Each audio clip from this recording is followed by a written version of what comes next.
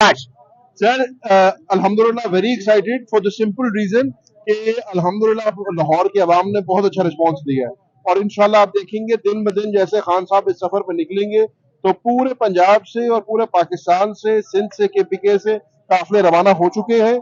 Bye the time we reach Islamabad इंशाल्लाह अल्लाह ने चाहा तो ये पाकिस्तान की तारीख की सबसे बड़ी रैली होगी। अच्छा जैन साहब, लोग गुस्से में नजर आ रहे हैं, ये गुस्से की वजह क्या है? ये गुस्से की बहुत सारी वजूहात हैं, लेकिन गुस्से से ज्यादा ये लोगों की हकीकी आजादी के लिए जुस्तजू है जो आपको नजर आ रही है।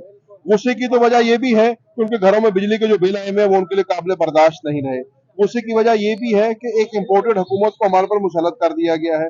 गुस्से की वजह यह भी है कि एक मुंतखब हुकूमत को घर भेजा गया, लोगों का डॉलर का इस्तेमाल हुआ, लोगों के जमीर खरीदे गए और इम्पोर्टेड नाजायज हुकूमत को हमारे पर मुसलत किया गया। तो गुस्से की बहुत सारी वजूहात हैं, लेकिन हम अपने गुस्से को चैनल कर रहे हैं प्रोडक्टिव कॉज के लिए। और प्रोडक्टिव कॉज क्या है? पाकिस्तान में हकीकी आजादी।